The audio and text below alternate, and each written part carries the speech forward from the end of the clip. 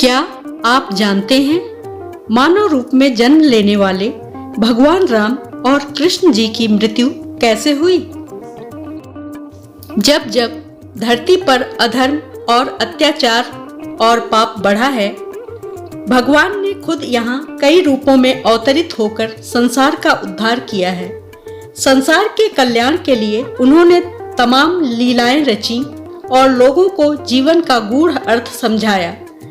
जन्म लेने का मकसद पूरा होने के बाद हमारी ही तरह उन्हें भी दुनिया को अलविदा कहना पड़ा था। मनुष्य के रूप में जन्म लेने के कारण ईश्वर को भी धरती से वापस जाना पड़ा। हम इसलिए उन्हें पूजते हैं क्योंकि उनके जीवन की हर घटना हमारे पूरे अस्तित्व को बदल सकती है। हम उनकी लीलाओं से बहुत कुछ सीख सकते हैं। आज मैं आपको यह बताऊंगी कि अवतार रूप में संसार में आने वाले देव पुरुष किस तरह यहाँ से वापस गए थे। सरयू नदी में समा गए श्री राम। पद्म पुराण के अनुसार श्री राम से मिलने एक बार एक संत आए और उन्होंने उनसे एकांत में बात करनी चाहिए। श्री राम ने आदेश दिया कि कोई भी उनकी बातचीत के बीच ना आए और इसकी जिम्मेदारी लक्ष्मण को दी। साथ ही संत के कहने पर प्रतिज्ञा की कि अगर किसी ने उनकी बात सुनी और बीच में आया तो उसे मृत्युदंड मिलेगा। दरअसल संत के रूप में वो महाकाल आए थे, जिन्होंने राम से कहा कि हे प्रभु, धरती पर अब आपका रहने का समय समाप्त हो चुका है, इसलिए अब आप अपने श्रीधाम में पधारें। इसी बीच द्वार पर महाक्रोधी दुर्वासा ऋषि आए और श्री राम से मिलने की जिद करने लगे। उन्होंने कहा कि अगर अभी लक्ष्मण ने उनसे मिलने न दिया तो वे राम को शाप दे देंगे। लक्ष्मण भाई के आदेश से बंधे थे, फिर भी उन्होंने भाई को शाप से बचाने के लिए खुद का जीवन दांव पर लगाने की ठानी। वे श्री राम के पास चले गए और दुर्वासा ऋषि के आने की जानकारी दी। श्री राम को अपनी प्रतिज्ञा याद करके बहुत दुख हुआ। वे अपने परम प्रिय भाई को मौत की सजा भला कैसे दे सकते थे। पुराने समय में देश निकाला भी मृत्युदंड के बराबर ही माना जाता था। इसलिए श्री राम ने लक्ष्मण को देश छोड़कर चले जाने का आदेश दिया, पर बिना श्री राम के लक्ष्मण नहीं रह सकते थे। इसलिए उन्होंने जाकर सरयू नदी में समाधि ले ली और फिर शेषनाग के रूप में अपने लोक चले गए।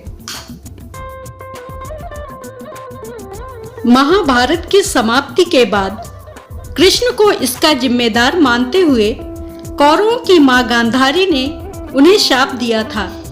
उन्होंने श्री कृष्ण से कहा कि आप जानते थे कि इस युद्ध का परिणाम कितना भयावह होगा और इतने लोगों की मौत होगी, फिर भी आपने इसे नहीं रोका। मैंने आपसे कितनी बार इस युद्ध को रोकने का आग्रह किया, लेकिन आपने कुछ नहीं किया। पुत्रों को खोने का दर्द अपनी मां देवकी से पूछो कि पुत्रों को खोने का गम क्या होता है। फिर उन्होंने गुस्से से कहा कि अगर मैंने पूरे मन से भगवान विष्णु की पूजा की हो और अपने पति की पूरे मन से सेवा की हो, तो जैसे मेरा कुल समाप्त हुआ, तुम्हारा कुल भी तुम्हारी आंखों के सामने समाप्त हो जाएगा और तुम देखते रह जाओगे। द्वारका तुम्हारे सामने ही समुद्र में डूब जाएगी और यदुवंश का नाश हो जाएगा।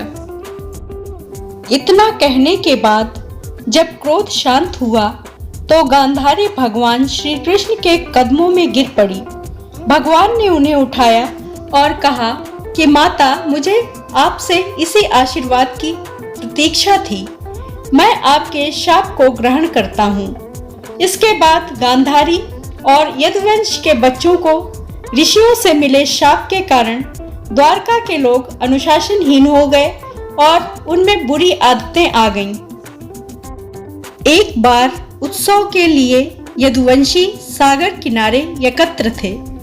इसी दौरान किसी बात पर नशे में डूबे इन लोगों में लड़ाई शुरू हो गई।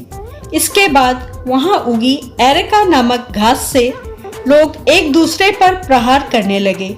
वो घास शाप के प्रभाव के कारण मूसल बन जाती थी। और इन लोगों की मृत्यु हो जाती थी।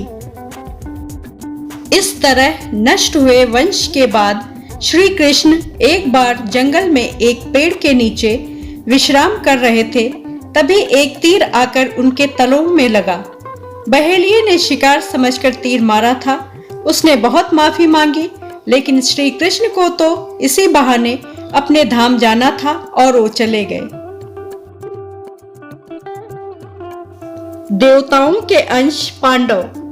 महाभारत युद्ध के उपरांत अपनी प्रजा की सेवा करने के कुछ समय बाद जब श्री कृष्ण भी इस लोक से जा चुके थे, तो पांडव भी द्रौपदी समेत स्वर्ग जाने के लिए निकले। ये सभी पांडव किसी न किसी देवता का रूप या अंश थे।